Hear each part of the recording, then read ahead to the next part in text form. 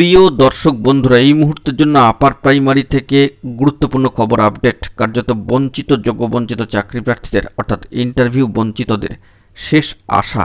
তবে কি এই এসএলপিটি হাতের কি শেষ সম্বল? হাতের পাঁচের মধ্যে এইটাই কি শেষ অস্ত্র সুপ্রিম কোর্টের, যেখান থেকে পিটিশনার ভিত্তিক কিছু হতে পারে? অবশ্যই বিগ ধামাকা আপডেট থাকছে, অবশ্যই অন স্ক্রিনে রেখে আমরা সম্পূর্ণ বিষয়টিকে আলোচনা করব। সুপ্রিম কোর্টের সাইট থেকে আজকের দিনে দাঁড়িয়ে যে স্ট্যাটাস উঠে আসছে, অবশ্যই এই ভিডিওটিকে শেষ পর্যন্ত ওয়াচ করবেন। চ্যানেলটিকে এখনই সাবস্ক্রাইব করে নিয়ে সঙ্গে থাকবেন। চলুন কথাবার্তা না বাড়িয়ে মূল টপিকে ফোকাস করে সম্পূর্ণ বিষয়টিকে আমরা জেনে নেওয়ার চেষ্টা করি। কার্যত বিগত দিনে আমরা দেখেছি যে রাজীব ব্রহ্ম গুরুত্বপূর্ণ মামলা যেই মুহূর্তে ডিসমিসড হয়ে যাচ্ছে, সেই মুহূর্তে অনেক চাকরিপ্রার্থী কিন্তু হতাশ হয়ে পড়েছেন। যোগ্য বঞ্চিতদের বিভিন্ন দাবি দেওয়া নিয়ে সংরক্ষণ নীতি ইত্যাদি নানান বিষয় কিন্তু সর্বোচ্চ ন্যায়ালয় সুপ্রিম কোর্টে মামলা হয় আপার প্রাইমারি রিক্রুটমেন্ট প্রসেসের ওপরে। তো কার্যত সেটি খারিজ হয়ে যায়। আমরা চলে এসেছি অন স্ক্রিনে। আবারও কিন্তু একটি গুরুত্বপূর্ণ এসএলপি এখনও পর্যন্ত সর্বোচ্চ ন্যায়ালয় সুপ্রিম কোর্টে মামলা দাখিল হয়েছে।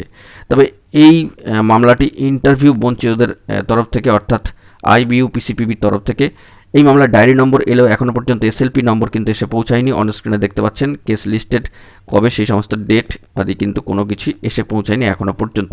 তো পিটিশনার দেখতে পাচ্ছেন Nur Islam versus the state of West Bengal.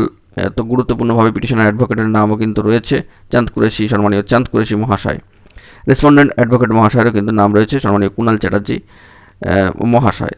তো যাবতীয় বিষয়টি হচ্ছে স্কুল সার্ভিস কমিশনের তরফ থেকে সর্বোচ্চ ন্যায়ালয় সুপ্রিম কোর্টে কিন্তু ক্যাভিয়েটও দাখিল করে রাখা হয়েছে। তো সব মিলিয়ে বলা যেতে পারে এটাই কি শেষ সম্বল? রাজীব ব্রহ্মের মামলা, সম্মানীয় রাজীব ব্রহ্মের মামলা যখনই বাতিল হয়ে যায়, চাকরি প্রার্থীদের মাথায় কার্যত কিন্তু হাত পড়ে।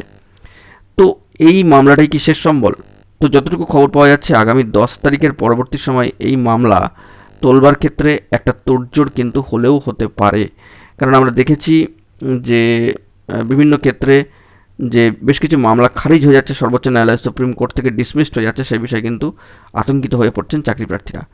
তো ইন্টারভিউ বঞ্চিত আপার প্রাইমারি চাকরি প্রার্থী মঞ্চের গুরুত্বপূর্ণ টিম এবং বিশেষ সদস্যরা এই বিষয়ে কী স্টেপ নিচ্ছেন সর্বোচ্চ ন্যায়ালয় সুপ্রিম কোর্টে গিয়ে, সেটা কিন্তু সময় অনুযায়ী সবটাই সামনে আসবে। যতটুকু খবর কালেক্ট করতে পেরেছি আপনাদের মাঝখানে তুলে ধরছি।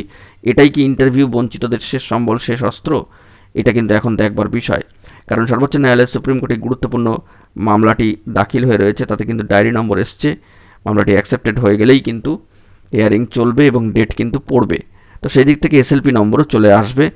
তো এর জন্য আমাদেরকে কিছুটা সময় অপেক্ষা করতে হচ্ছে। 10 তারিখের পরবর্তী ক্ষেত্রে এই মামলা নিয়ে তোড়জোড় শুরু হয় কিনা, এটাও কিন্তু এখন দেখার বিষয়। ইন্টারভিউ বঞ্চিতদের যদি শেষ সম্বল এই মামলাটি হয়ে থাকে, তবে কিন্তু একটা গুরুত্বপূর্ণ দিকে এটা টার্ন ওভার হতে পারে। তো সেটা সময় সাপেক্ষ বা সময় অনুযায়ী বোঝা যাবে। এখনও পর্যন্ত আজকের ডেটে দাঁড়িয়ে সর্বোচ্চ ন্যায়ালয় সুপ্রিম কোর্টের সাইটে এই মামলার যে স্ট্যাটাস উঠে আসলো তার সবটাই তুলে ধরলাম।